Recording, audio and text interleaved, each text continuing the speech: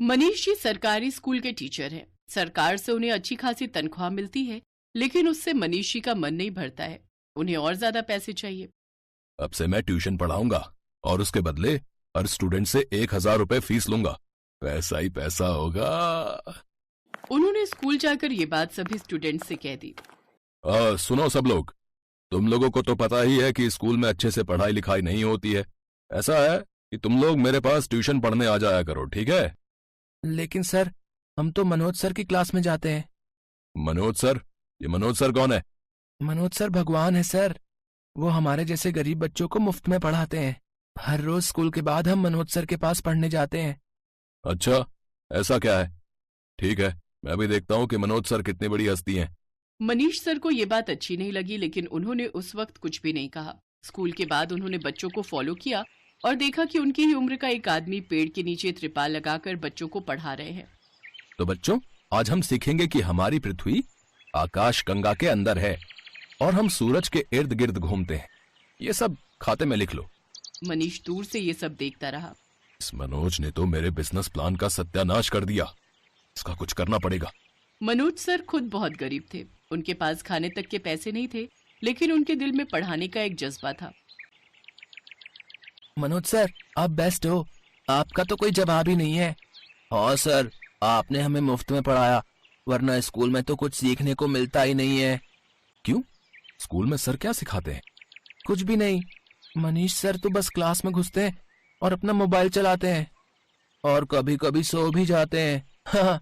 ये हंसने की बात नहीं है बिट्टू, ये गंभीर विषय है। खैर, मैं तुम लोगों को पढ़ाऊंगा।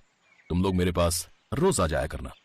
उसके बाद से मनोज सर को गांव वाले बहुत मानने लगे और आज मनीष सर को भी मनोज सर के बारे में पता लग गया। मनीष अपने 2 माले के घर में वापस आ गया और 50,000 के सोफे पर बैठकर सोचने लगा। मुझे गाड़ी खरीदने के लिए पैसे चाहिए। उसके लिए मुझे कैसे भी करके बच्चों को मेरे ट्यूशन में लाना होगा। अगले दिन स्कूल में क्लास टेस्ट था। मनीष सर ने टेस्ट लिया और सभी को फेल करवा दिया। सभी स्टूडेंट चौंक गए। उनमें से राजू ने कहा, सर हम फेल क्यों हो गए हैं? क्योंकि तुमने ठीक से टेस्ट नहीं दिया। क्या सब लिखा है तुम लोगों ने? तुम लोगों को पास कैसे करवाता? लेकिन मनोज सर ने तो हमें जैसा सिखाया है, हमने वैसा ही लिखा है। अरे तुम्हारे मनोज सर को पता क्या है? कुछ पता होता तो स्कूल में नौकरी नहीं लग जाती अब तक। तुम लोग मेरे पास पढ़ने आया करो। याद रखना, फाइनल एग्जाम का पेपर भी मैं ही चेक करूंगा। मेरे से ट्यूशन नहीं पढ़ोगे तो पास नहीं कर पाओगे। बच्चे समझ गए कि मनीष सर उन लोगों के साथ गेम खेल रहे हैं और वो लोग सोच में पड़ गए। मनीष सर ने ट्यूशन पढ़ाने के लिए महीने का 1,000 रुपया मांगा था और ज्यादातर बच्चे गरीब घर से थे। राजू ने अपने माता पिता से ये बात कही। पापा, मनीष सर ने कल से उनके पास ट्यूशन आने के लिए कहा है और उसके लिए 1,000 रुपए महीना देना होगा उन्हें। क्या? 1,000 रुपए? बेटा, 1,000 रुपए से तो हमारा घर चलता है। उनके पास जाने की जरूरत नहीं है। उनके पास नहीं जाने से वो हमें फेल करवा देंगे। ये क्या बात हुई? कैसे कैसे लोग रहते हैं यहाँ पर, इतने लालची।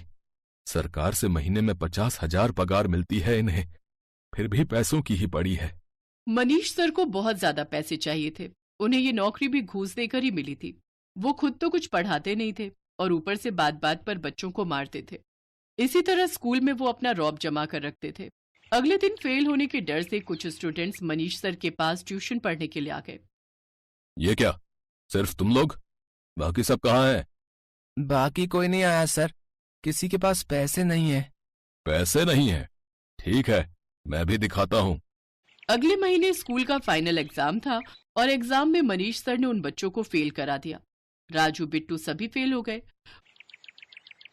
मनोज सर, हम फेल हो गए। मनीष सर ने हमें फेल करा दिया क्योंकि हम उनके पास ट्यूशन पढ़ने नहीं गए ना, इसलिए। ये मनीष सर तो बहुत लालची और खुदगर्ज है। ठीक है बेटा, कोई बात नहीं, तुम लोग मेरे पास ही पढ़ोगे। अब से सुबह से लेकर शाम तक मेरा स्कूल चलेगा। फेल हुए सभी बच्चे मनोज सर के पास पूरा दिन पढ़ने लगे। मनोज का पढ़ाने का अंदाज ही अलग था, इसीलिए बच्चों को पढ़ने में बहुत मजा आता था। इसी तरह से दिन बीतने लगा। मनीष सर ने कुछ ही दिनों के अंदर नई गाड़ी भी खरीद ली और उन्होंने स्कूल के बच्चों को मनोज सर के पास जाने से मना कर दिया। लेकिन वो कहते हैं ना, पाप किसी को नहीं छोड़ता है। मनीष के साथ भी ऐसा ही हुआ।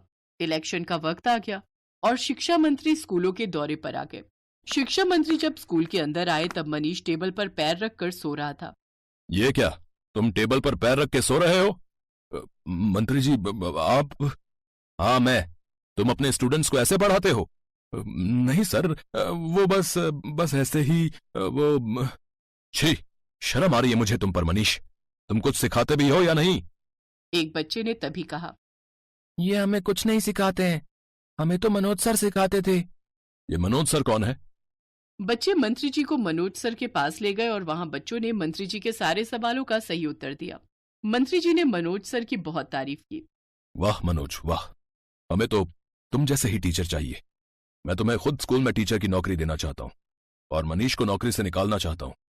यहाँ मनोज सर को सम्मान और नौकरी दोनों मिल गई और मनोज सर मन लगाकर बच्चों को पढ़ाने लगे।